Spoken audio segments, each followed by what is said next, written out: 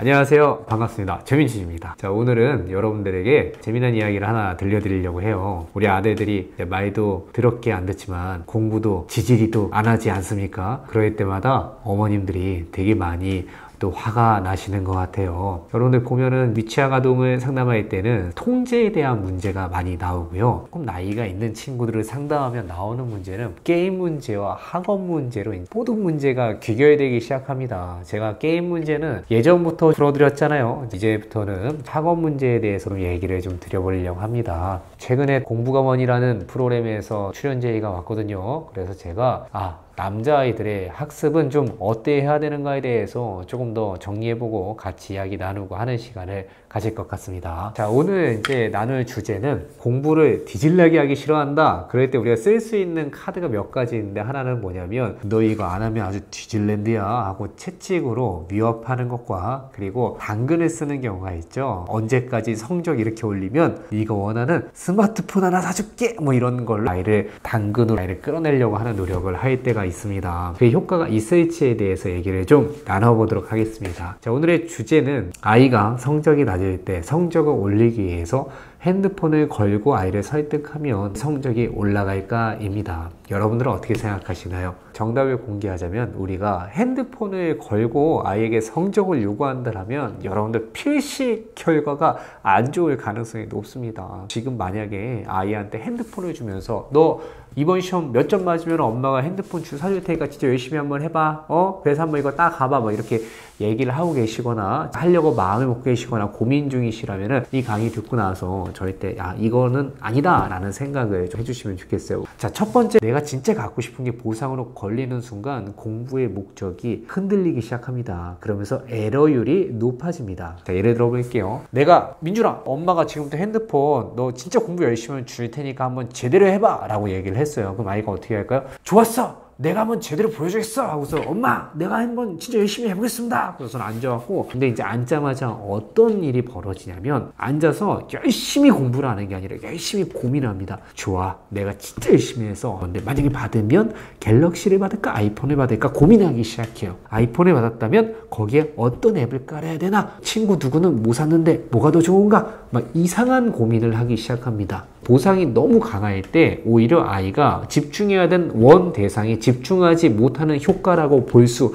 있겠습니다. 자, 예를 들어서 사람들이 이런 실험을 한 적이 있습니다. 그룹을 A, B, C로 3개로 나눠놓고, 그리고 A그룹은 6개의 게임을 시켜놓고 이 게임을 시간 내에 도달했을 때 A그룹에게는 비용을 하루 일당 정도를 주는 거예요. 자, 하루 일당만 해도, 그러니까 우리나라 돈으로 치면 8만원, 10만원 준다라는 거. 그럼 어떻게 했어요?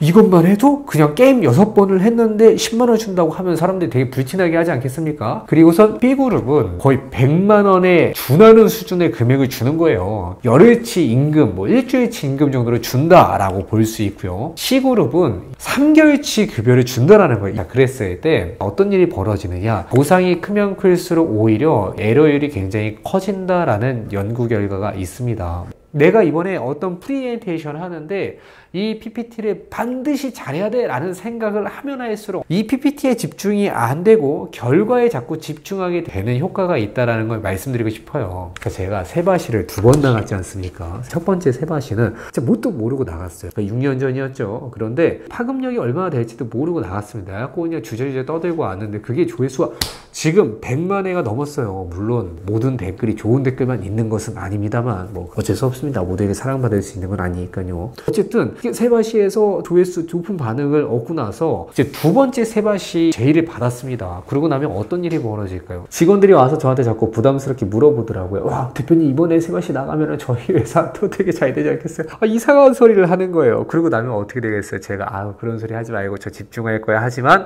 어느 순간 제 마음이 계속 강의 자체에 집중하게 되는 게 아니라 결과나 이후의 것들에 집중하게 되는 현상이 저에게도 벌어지지 않는다?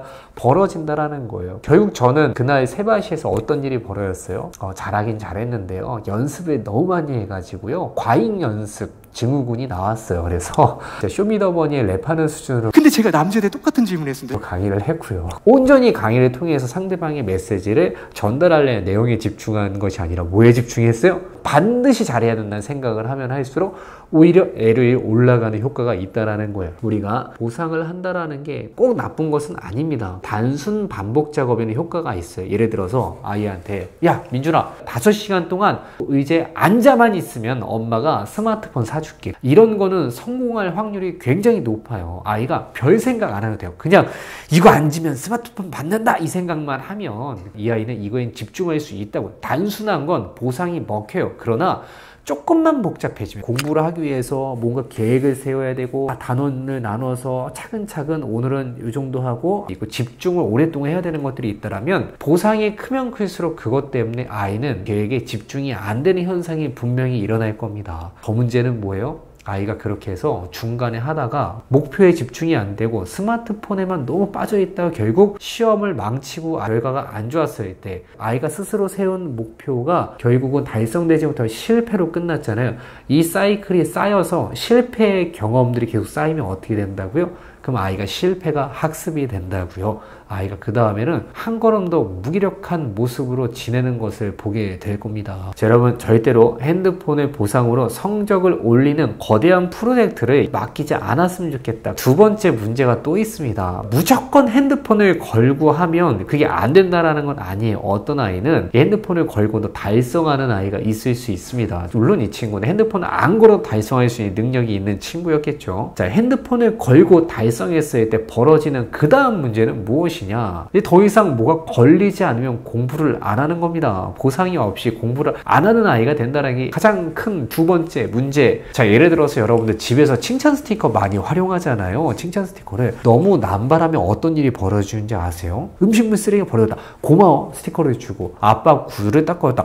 오 아빠 구두 반짝거리네 너무 고마워 하고 또 칭찬 스티커를 줬어요. 그럴 때마다 아이가 되게 기분이 좋겠죠. 그리고 뭔가를 받을 때마다 행복감이 넘치겠죠. 어느 순간 아이가 이런 얘기를 하게 되는 거예요. 민준아 엄마 뭐 해야 되니까 이것 좀 저기다 옮겨줄래? 그럼 아이가 갑자기 왜 뭐 줄 건데? 뭐 해줄 건데? 이 얘기가 바로 나온다라는 거예요. 그 이제 우리가 그럴 때 야 꼭 뭘 받아야지 하니? 넌 가족이니까 우리를 도와야지 라고 얘기했을 때 아이가 어떤 얘기를 하게 돼요? 싫은데 내가 왜? 아무것도 안 걸리는 내가 왜 해야 되지? 하면서 소속감을 잃어버리게 만드는 효과가 있습니다. 그러니까 우리가 무언가를 자꾸 줘서 동기부여를 한다. 칭찬 스티커 좋아요. 단순하게 어떤 훈육을 해야 되는 상황. 그런데 그게 너무 전방위적으로 범벅이 되어 있을 때 어떤 일이 벌어진다고요? 아이는 더 이상 보상이 없이는 작은 일도 하지 않는 상황에 이르게 만들 수 있다. 이게 보상의 역효과입니다. 자, 오늘 보상의 역효과 두 가지를 배워봤는데요. 자, 여러분들 기억나시나요? 첫 번째 뭐라고요? 강한 보상이 걸리고 나면 에러율이 반드시 올라가게 된다. 아이가 반드시 해야 돼! 반드시 성적 올려야 돼! 그 순간부터 아이가 에러율이 올라가고 집중이 안 되고 현상이 일어나게 된다. 두 번째 문제는 뭐라고요? 동기가 완전히 보상으로 꽂혀서 보상이 없이는 본인이 해야 할 응당 역할을 하지 않게 된다는 거예요. 보상에 길들여진 아이는 이 동기를 송두리째 먹어간다는 걸 기억해 주시면 좋겠습니다. 자, 여러분 어떠셨습니까? 오늘 이렇게